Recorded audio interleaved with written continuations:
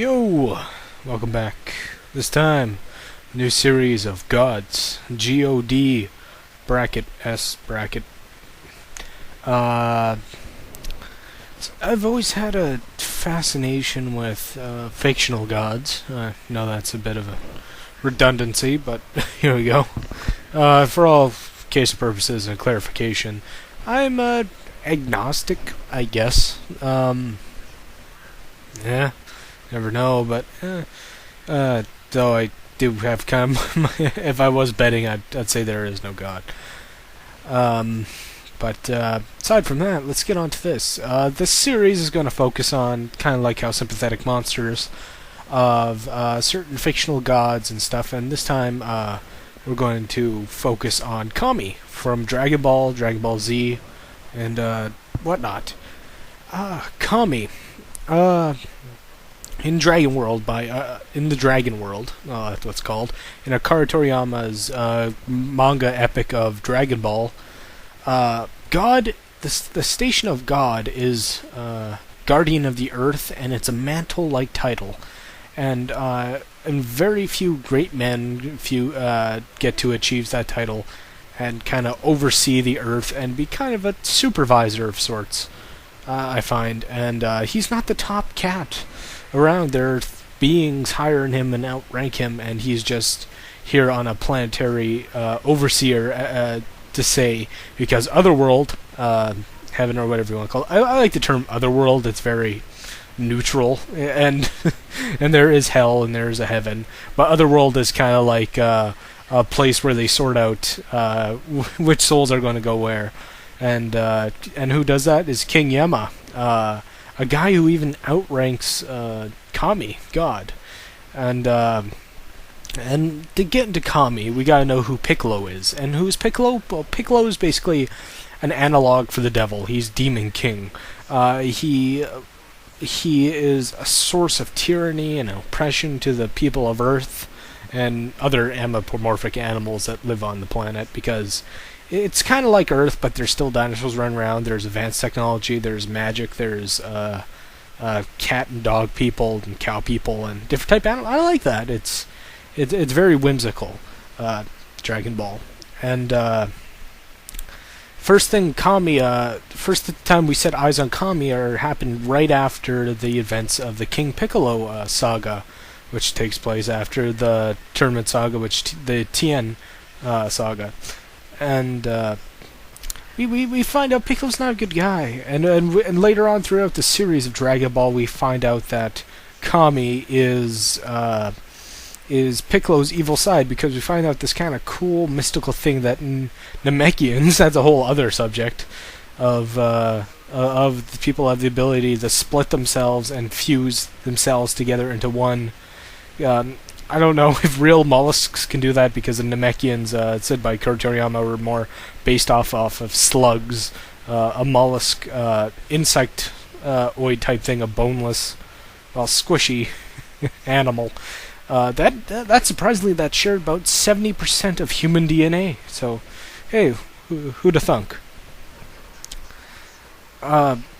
With Kami's really interesting cat, he's a judgmental, misogynistic bully like the Abrahamic or Judeo-Christian god that is in so vogue right now with Christians in America and whatnot, or Catholics or Muslims or Jews.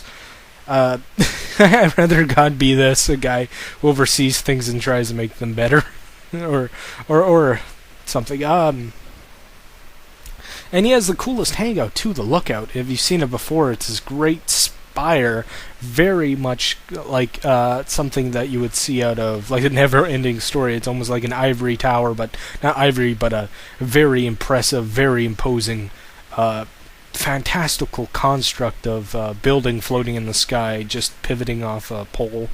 I love the Lookout. It's a fantastic designing and everything.